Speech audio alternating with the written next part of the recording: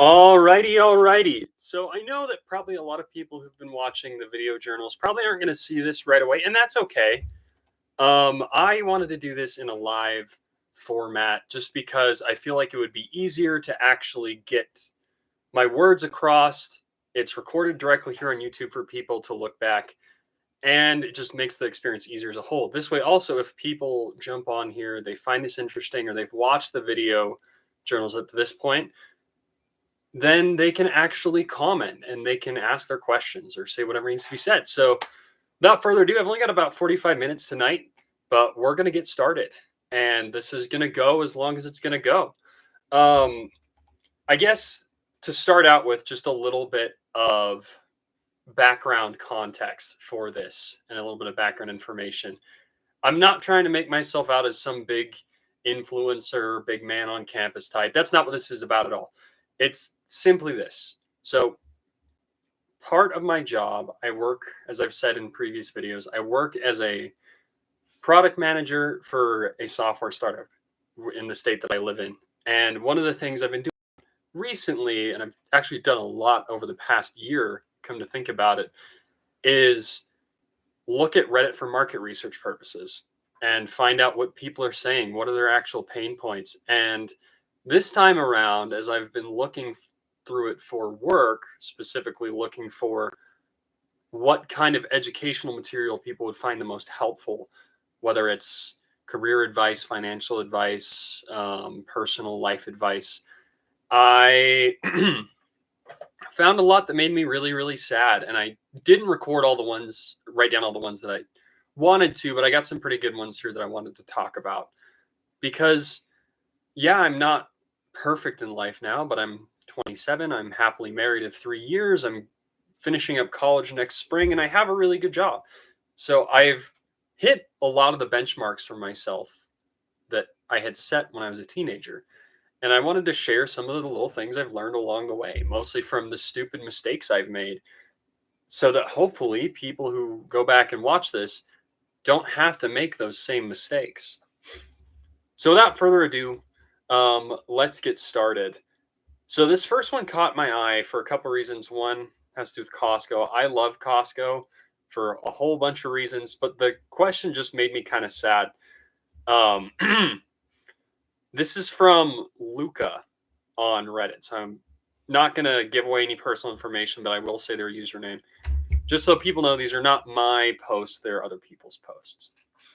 So the tagline is 12 years at Costco, 32 years old. Is it too late for a real career?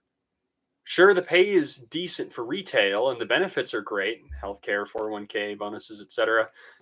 But the physicality of it is brutal. Standing on concrete floors 8 hours a day, my knees and back feel shot already.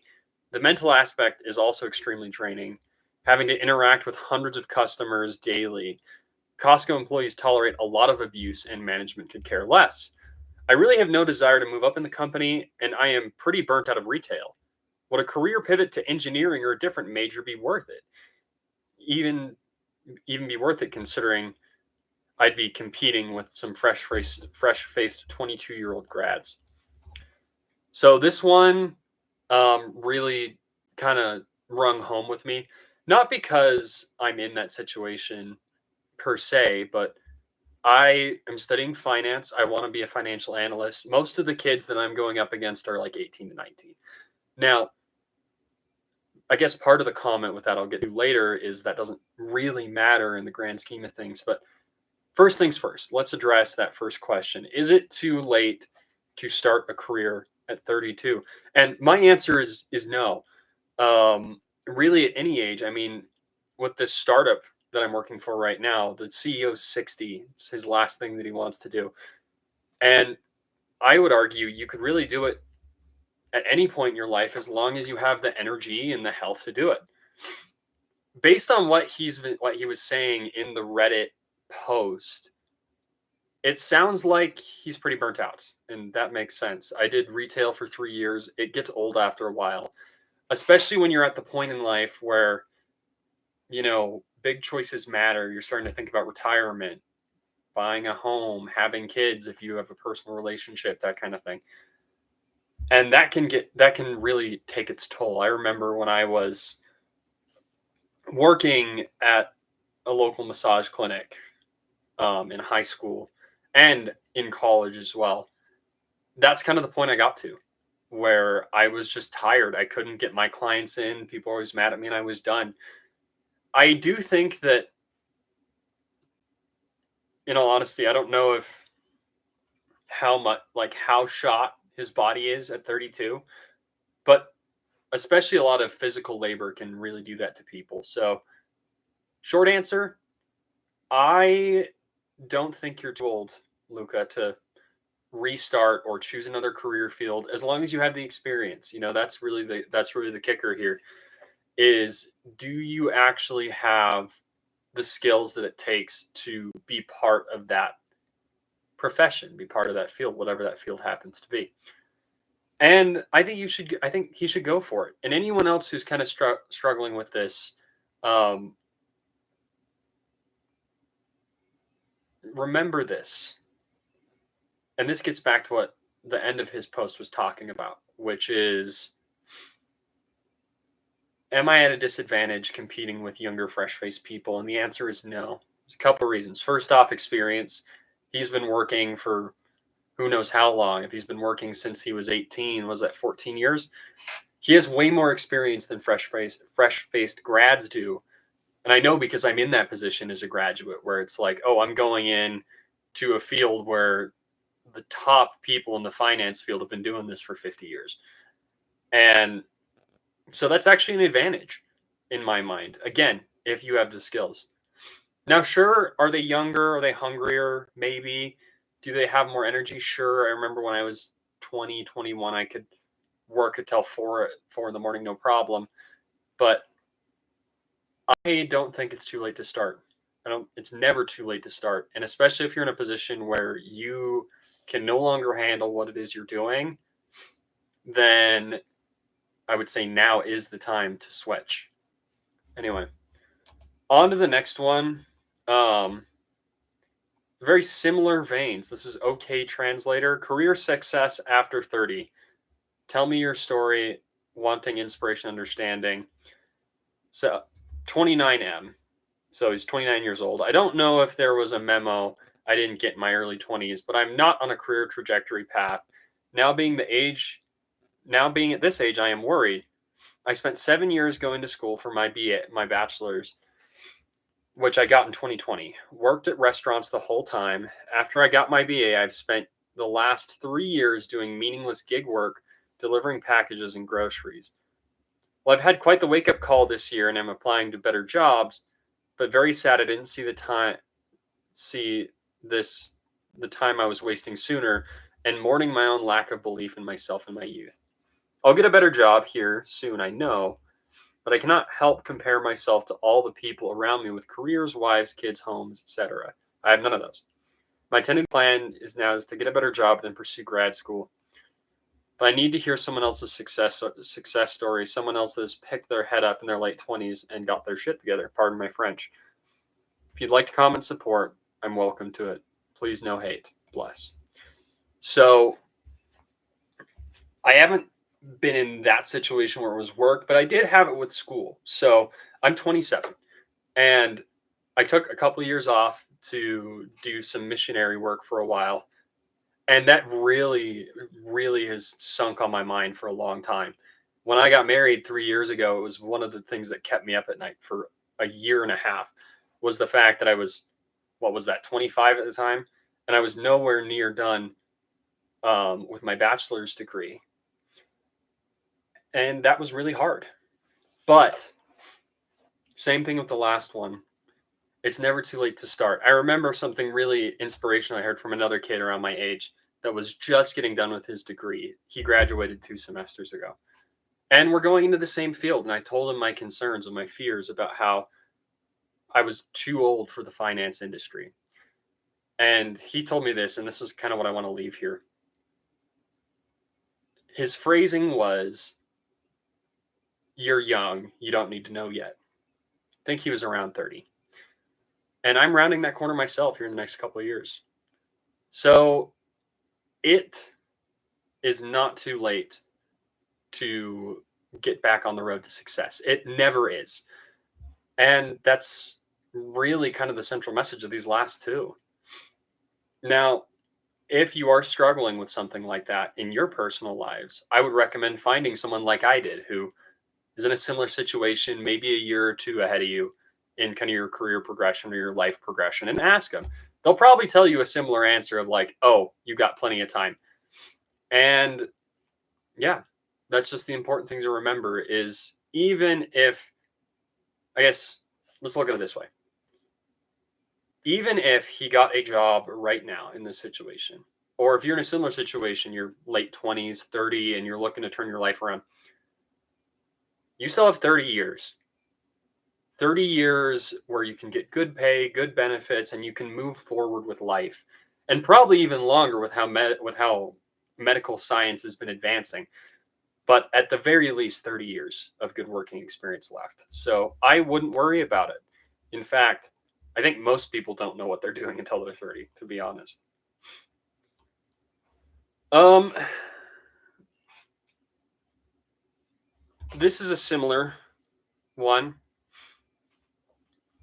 And the reason why I included this one was he specifically mentioned how he was scared of two things. So I'll read it here. Is it crazy to change careers at 35? Says I currently work in emergency services as a shift worker, and night shifts and weird hours are starting to take its toll. I want to get out before I do permanent damage. I'm planning on moving into something in tech, programming, cloud development, cybersecurity, etc. I'm scared of two things. Is it too late at 35 to change careers?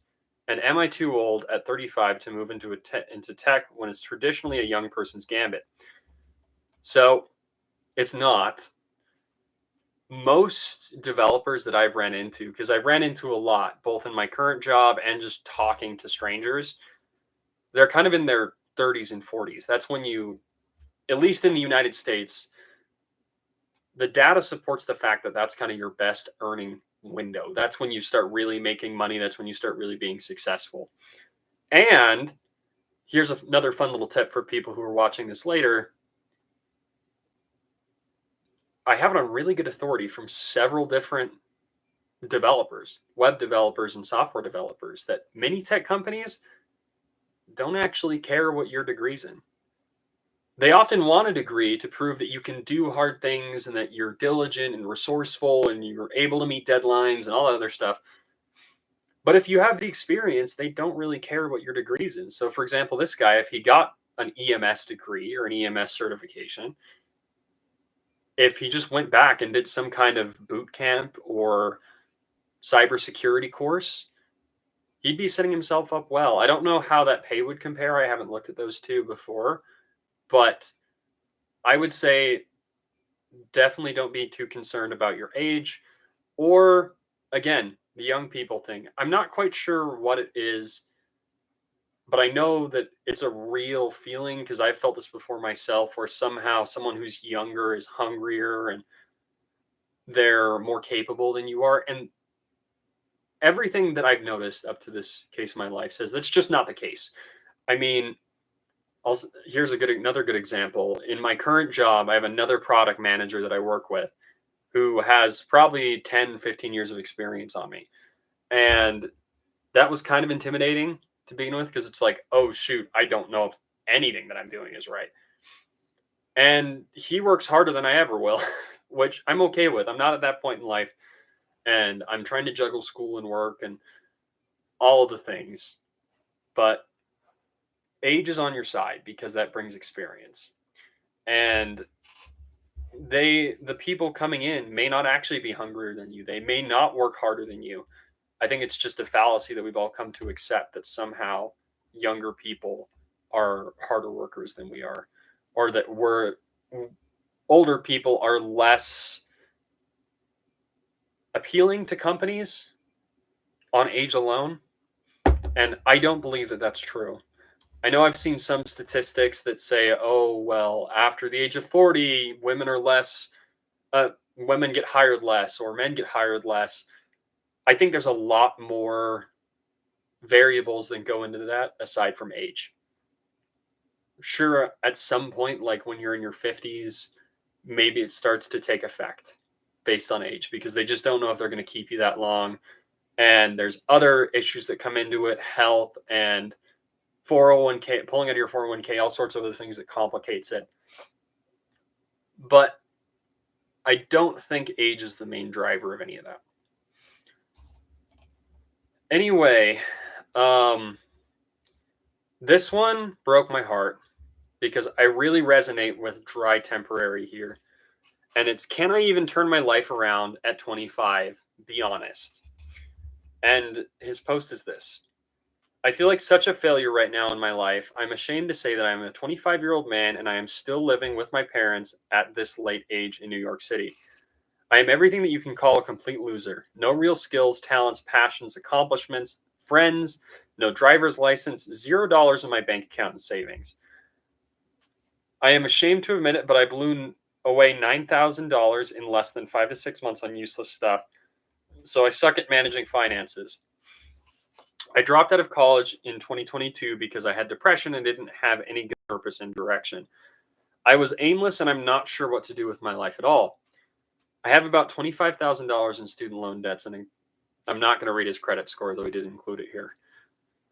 It's really difficult to me to move out of my parents' house, and I'm really desperate to do that, but I am lost with all of this debt. I was studying finance in college as a third year upper junior student, but I had a 2.7 GPA because I had depression that I was dealing with. I am just getting by with some dead end warehouse job.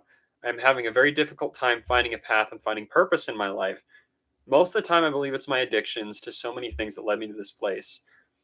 I'm going to leave his addictions out, but it's the usual ones: YouTube, video games, junk food, etc.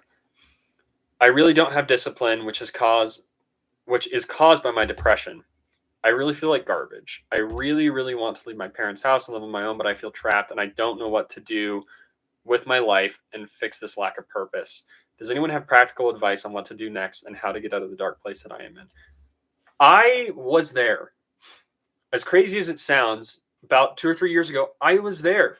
I had just gotten married. I was working Amazon Flex because the job that I had been working in retail, I couldn't do it anymore. The company got bought out. So I was between jobs trying to make ends meet with Amazon Flex. My wife was going to school. I was going to school. And I felt worthless. I have bad habits that I struggle with too, just like anyone does. My health wasn't great. My relationship wasn't great. I've always been scared of debt. So personal finance has kind of come a little bit more easily to me. But a lot of what this guy was explaining, I really resonate with. And I am going to share some kind of hard-hitting, painful advice here.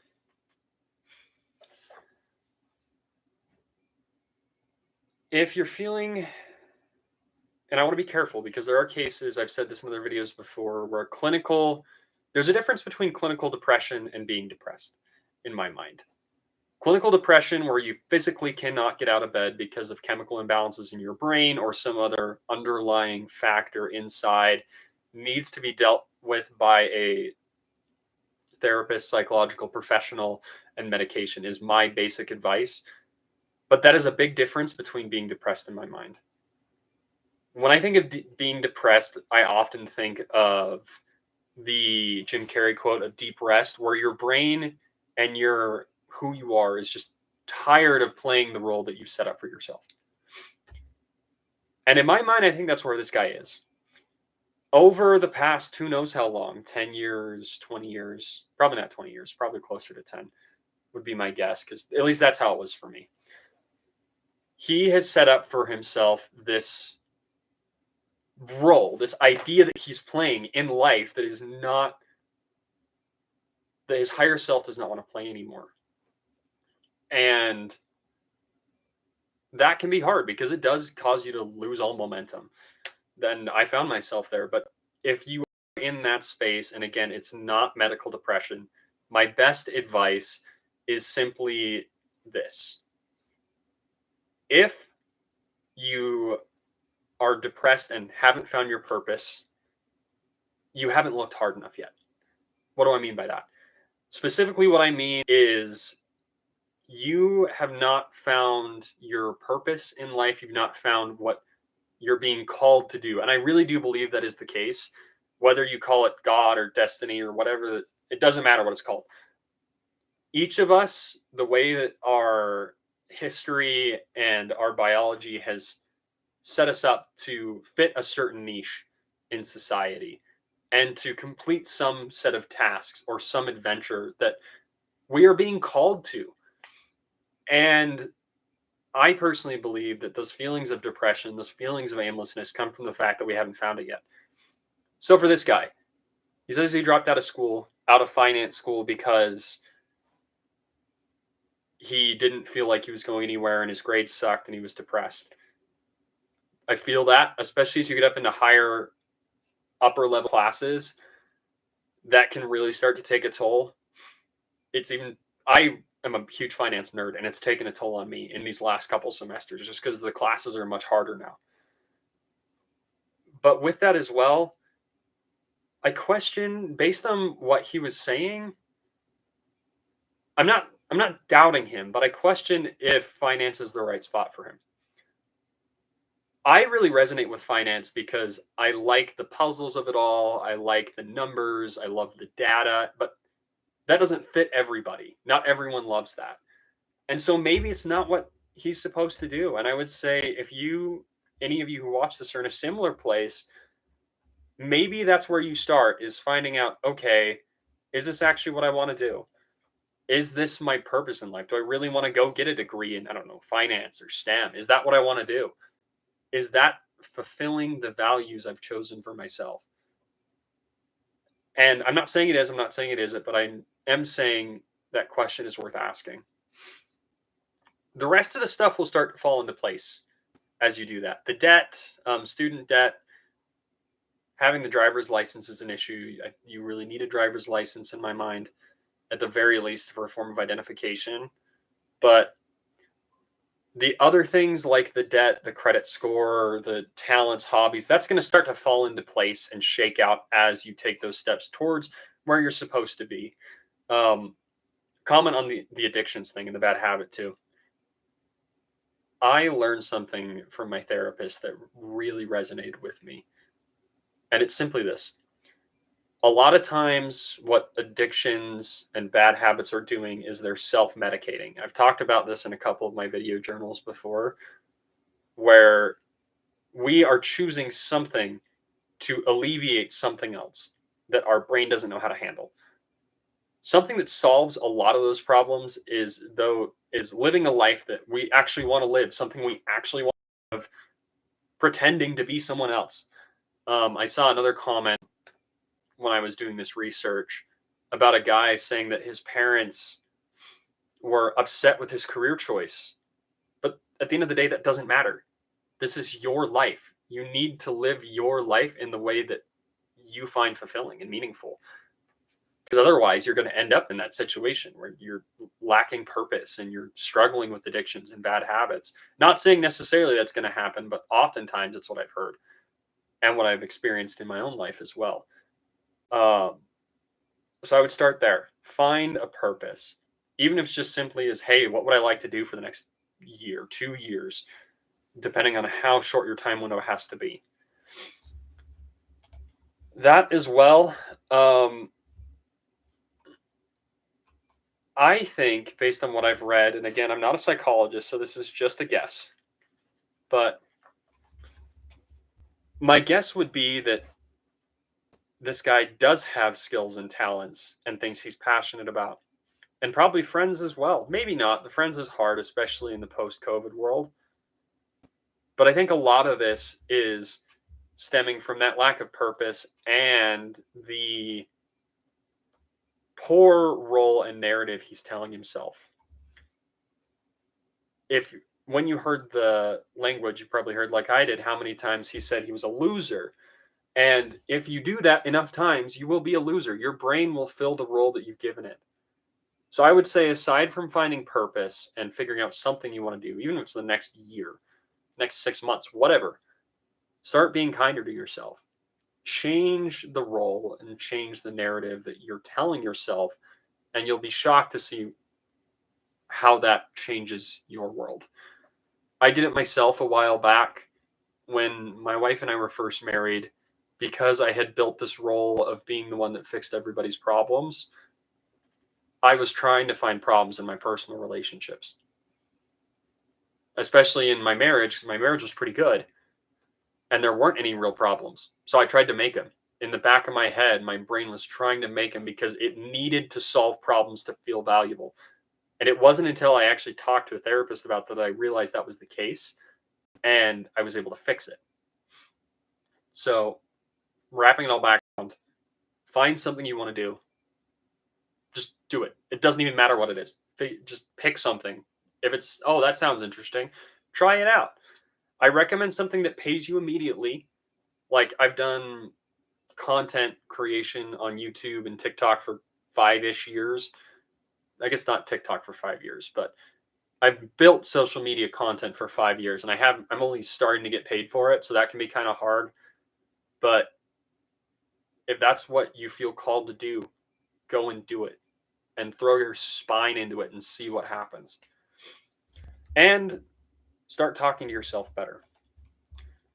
Alrighty. On to the next one. This is okay, Nebula. This is a vent. After 4 years of self-improvement, I've achieved nothing. I feel like I've wasted my life. I started self-improvement 4 years ago at the age of 15. Now I'm 19. During those years, I've done a lot. Reading books, exercising, cutting video games, you name it. I've tried changing it all at once. I tried changing it all at once. I tried taking it one step at a time. Nothing worked. No progress. In fact, I feel even worse. The 15-year-old me is much stronger than me. I'm so depressed because of it. I've become numb, and everything is meaningless to me right now. Nothing gives me fulfillment or progress. Nothing has any meaning to me right now. I feel empty, sad, lonely, and lost. I don't know which direction to take in my life. I don't know where to start or what to do. I feel burnt out. I need help. What should I do, and how should I do it? I want to make a difference in my life, and there's so much to fix that it's paralyzing me. Just when I think about literally every aspect of my life is messed up and needs fixing. What should I do? I'm sick of all these self-improvement videos that make me feel more lost. I just need straightforward advice that works. And then I can apply. And then he did make an edit later on saying, thank you so much for your replies and advice. I'm too broke to go to therapy. I don't have $1 in my pocket right now. Still feeling lost. I'm not a kid, and please, I don't want to find my direction at the age of 50. Okay. There's a lot to unpack there. First off, it's okay not to know what you're doing at 19. When I was 19, I wanted to go and build weapons for the Department of Defense. I suck at physics. I'm not great at calculus, but I was set on that. I was so excited about the exoskeleton project that was being released to Lockheed Martin and other colleges like MIT that I was told myself, that's what I'm going to do. I'm going to go build weapons. That changed pretty fast for, I imagine, reasons that you can think of. But it's okay to not know what you're doing at 19. I didn't learn what I wanted to do until I was, 24, 25? You got time. And so I would say start off, kind of like the last one, be a little bit nicer to yourself. Now let's get into being a little bit mean here. I have been on a self-improvement journey since I was 21, 22, give or take. Because my personality collapsed when I got into college, and I had to build everything from scratch. So I have watched all the things. Eric Thomas, David Goggins, you name it, I've done it. Kind of like this guy says. I'm not much of a reader, but I've watched tons of videos, read tons of articles, and what I've learned is most of it is super niche and is not broadly applicable to every case. So, what can you apply right away? First off, I would give yourself a little bit of slack. And then after that, in fact, I would even say, take a little bit of time for yourself. Don't feed into your self-medicating habits, whatever they happen to be. And instead, do things you actually want to do. You know, whether it's, I don't know, just go get a job. For a while, that's all I wanted to do was work. Um, Whatever. You know, maybe it's starting a YouTube channel. Maybe it's starting a LinkedIn. Maybe it's learning to write, learning to dance. It doesn't freaking matter. Find something that you can go and do for a while that you actually want to do, something that's fun. And the reason why I say that is really twofold. One, it sounds like this kid is burnt out. And when you're burnt out, I know for myself, I've experienced this a lot. Nothing is going to feel meaningful because you're just tired and you've given it your all and there's nothing left in the tank. So that gives you a chance to refill your tank. And also, it opens up the chance for door number 2, which is based on what he was writing. And who knows, maybe he feels better a couple days afterwards. But on that vent, something it tells me is your brain is saying, I don't want to do this crap anymore. And fair. You know, this is something I run into all the time. It happens to both of my brothers. It happens to most people I talk to nowadays, where whatever you believe about the systemic biases, right? I don't really care. There is a role that we've been told to play in our lives.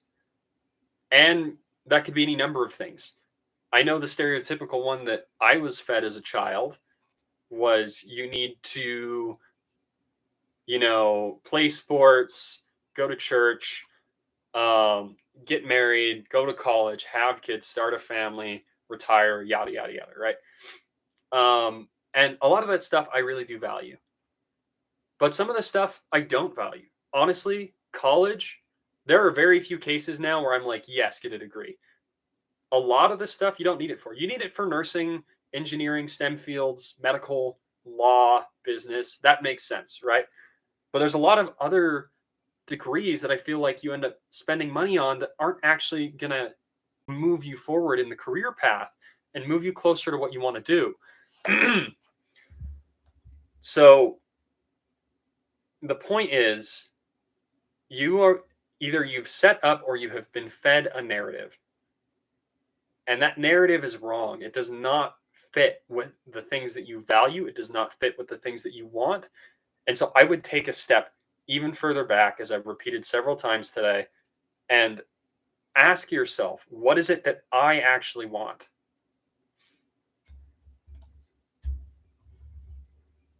If and when you do that, you're going to find that it makes a lot of difference. For this kid, I'm pretty confident he would feel less numb. He would feel less sad and lonely because it has meaning. It's meaningful to you. And that gives you energy because you're doing something that is attached to your values. Now, there's another thing that we need to bring up, and we'll bring it up later, but to kind of touch on it now. When you're switching stories, life gets lonely. I have lost most of my friends from high school because I have completely 180'd on the story, the life story that I was telling myself. And it's changed for the better, but it's left a lot of people behind. Self-improvement is inherently lonely for that reason, because pretty quickly you stop being the same kind of you stop having the same values as the people you were hanging out with as you go on this really fulfilling journey, and it changes who you are and it changes who you value. You're going to stop wanting to spend time with people who don't want to live in that same story as you. So,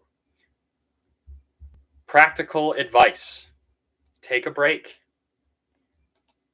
and ask yourself what you actually want to do and go do it. In fact, I'm kind of jealous because you're realizing this now. I realized it when I was 25. You've got 6 years more time than I did. So take advantage of that time. And same thing with younger people as well in their young 20s. You have time. Take advantage of it. This next one from Jam Toast: how do I start working on myself? I've been hearing it for years. You got to work on yourself, but I've never actually known how to start. I want to learn, I really do, but I'm so lost. Let's say impatient, right? Fair. How do I work on that? What else do I work on? Like, what even counts as self-improvement? Please help. I'm so frustrated with everything. Here's the dirty secret I've learned from this last 6 years or whatever it is of personal self improvement.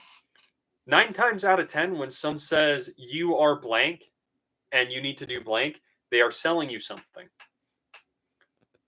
Even now, as you're watching this video, I'm selling you basically the narrative that you should ask yourself what the frick you want.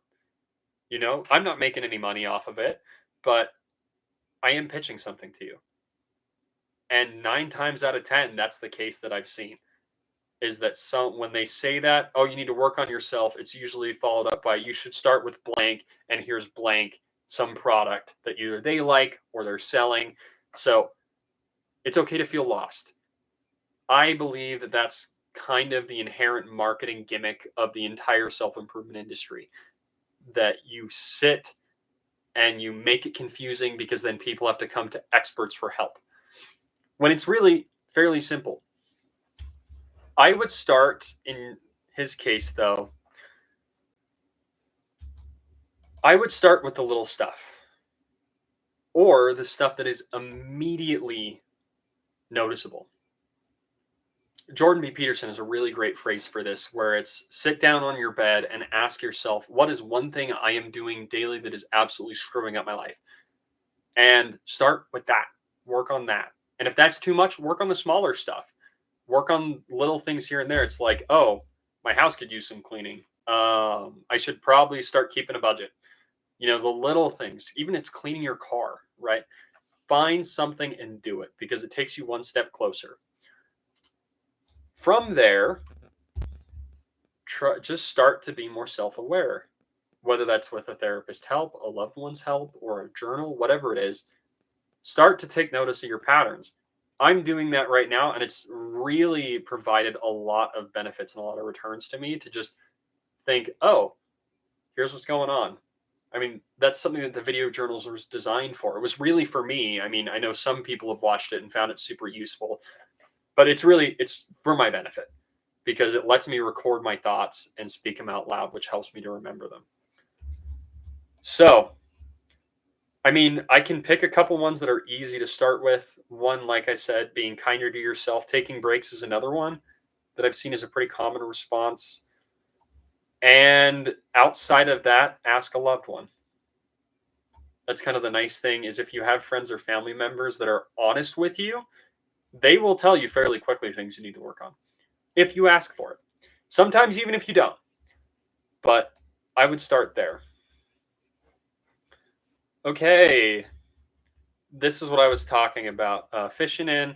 How come it's so lonely when you start working on yourself? I've heard people talking about it, but never a reason for it. I'm hoping someone might be able to know here.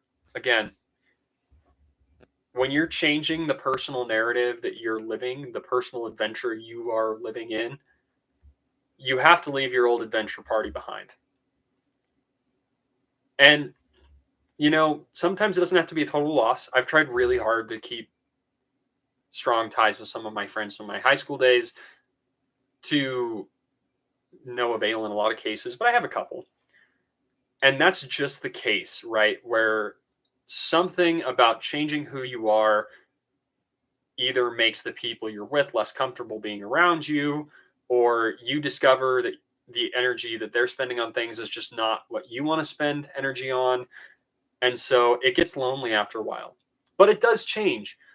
A great example of this, when I switched into finance, I didn't really have any friends, but I made really good friends with this kid named Skylar. But that was, again, a year into my degree.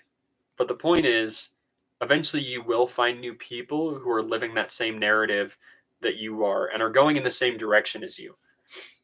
So it is lonely. And I would say that's the biggest reason, is that you're just switching stories and switching people in that story. But it does change. Zarathustra, which I think is a baller name. How can I improve myself when I absolutely hate myself? This one's a lot. First things first, I don't have the money for therapy. Thank you for not advising me that. It has been a few weeks or even months that I feel like I'm a burden for myself and others. I have a lot of self-hate issues. I'm really, really anxious about everything, if not everything. I don't really have any friends. I don't have anyone to go out with except my boyfriend.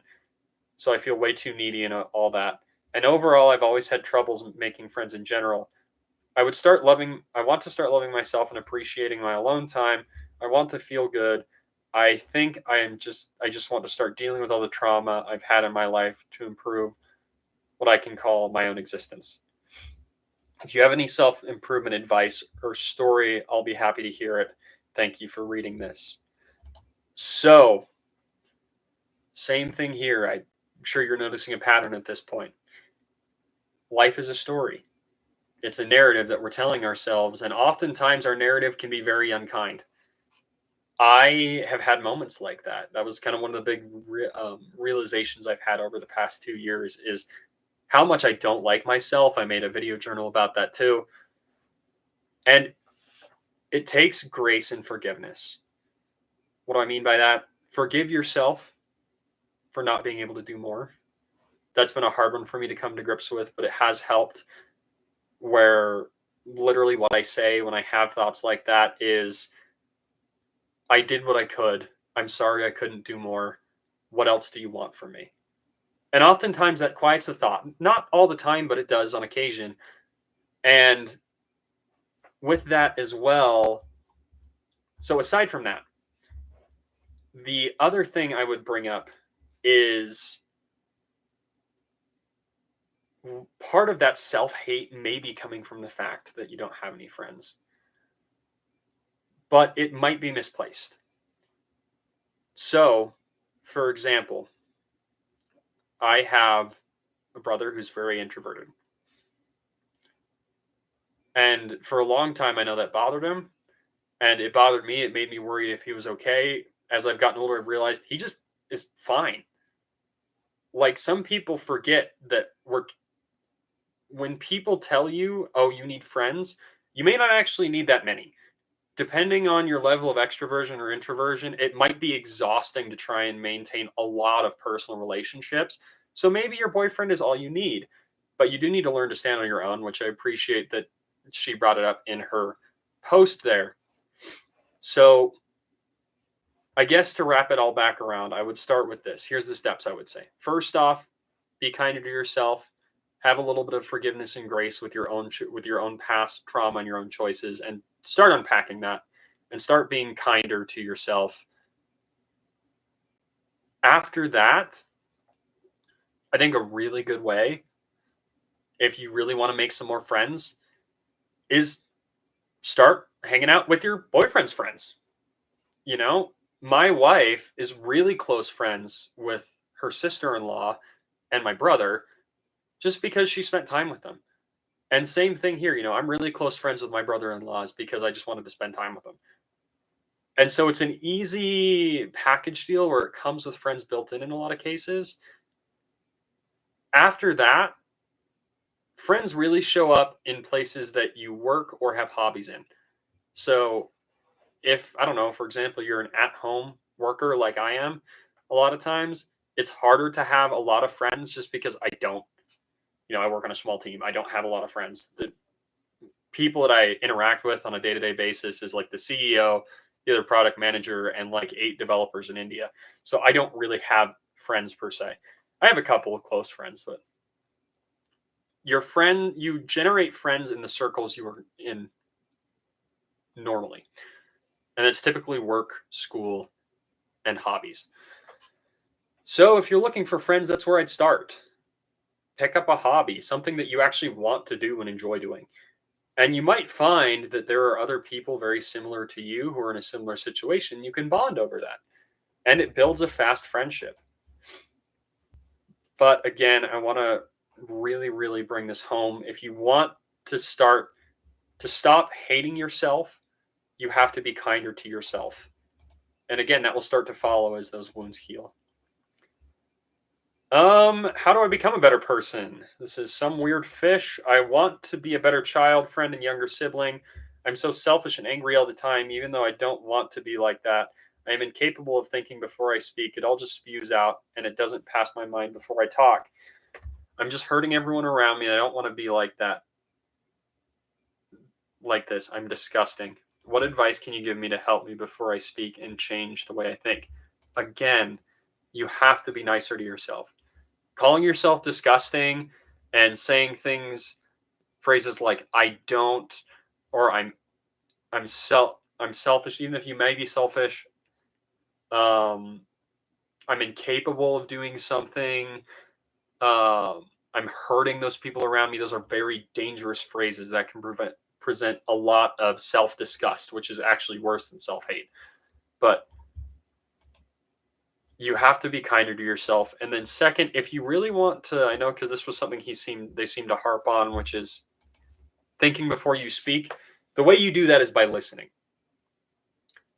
That was one of the lessons I had to learn the hard way when I first got married. Is I'm tend to be a very skeptical guy, and so I would be always like, "Oh, well, I don't know if I believe that," and it would really hurt my wife's feelings because I wasn't actually listening to her. And so, a year or so into our marriage, I really started to work on it. I was working on it before, but I really buckled down and said, "I'm going to listen to people." And because of that, I've started talking less, and I end up in less situations where I say something that hurts people's feelings because I actually know what they're saying and I know what's happening. You may have a lot to say. I'm very extroverted, so I'm in a similar boat where I can ramble on and on and on and on and on. Um, I mean, just look at this. I've been talking for 46 minutes straight here, but that's not necessarily a bad thing. I think, and I could be wrong on this, but I think the bad thing that you're dealing with is the fact that what you say either alienates people or it offends them, it hurts their feelings because they're not getting the validation that they want talking to you. And the best way to fix that is just start listening. When you go into a conversation, focus on them and focus on, okay, what is it that they're saying? And the nice thing is, if especially if you start at closer range, like family members, close friends, a partner, probably not this person sounds younger, so maybe not that, but family and friends, if you focus on that, you actually care about what they want to say. And so it's easier to resonate with them and it's easier to listen. It's really hard to listen to someone you don't care about. But when it's someone that you love and you care about, it's easier to actually sit down and listen if you'll just practice it. So I would say that listen. How do I deal with lack of motivation? This is Chess Normie. Once in a while, I get a random boost of motivation, and I start doing it for a few days, and then after that, I just feel like not doing it, and I find excuses. It's the weekend. I will take a pause from it or do something else. I never actually continue. This happens every time I want to learn a new skill or start a new habit. After a few days, I start to lose motivation. I even tried the Pomodoro technique, and I just get bored and wait for the timer to stop in order to do something. I tried to-do lists. I find them meaningless because I never reach a certain streak. It happened with language learning to code, working out, and many other activities. What should I do? First off, throw all the fancy techniques away. I know it's going to get me in trouble with all the Simon Sinek fans. Toss them out the window. The only thing that I use to track what I'm doing during the day right now is my LinkedIn, because I write articles on LinkedIn twice a week. So I use that. I try to keep that streak up. The YouTube videos and my timesheet. That's it. I don't use to-do lists. I don't use any of the motivation apps, whatever, right? And this may not fit your case, but this sounds an awful lot like how I am, where I'm very manic. I've got these really manic cycles where I just feel like I can conquer the world and I do all this stuff and I set all these goals and then I get sad and I don't keep it up, right? The way that you handle that is to just keep doing it even when you're tired, even when you don't want to do it. And I know this sounds contradictory to what I've been saying the whole time, but this is different from burnout. If you're burnt out, then you have to take a break. And you should be taking breaks regularly anyway, which should stop the burnout. But if you're feeling a lack of motivation and you don't know how to keep doing the things you want to do, once the motivation runs out, the day the motivation runs out, try to do it one more day. and then try to do it one more day. And what you'll find out, as I've learned, is motivation doesn't last very long. We all get really excited as human beings about planning on doing something. And then after a couple days, a week goes by, we lose all that steam. And that's because motivation is literally just designed to get us started. And that's it. The real power comes from doing it when you don't want to.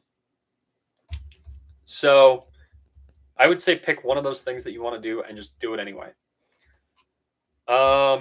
Is 22 too late to change my life? Again, this is just heartbreaking to me, Aaron FTW. Is it too late to change my life? I'm 22 years old and I'm trying to become a software engineer. My parents don't understand why I'm struggling to get started. After high school, I couldn't go to college because I was overwhelmed by overthinking and anxiety.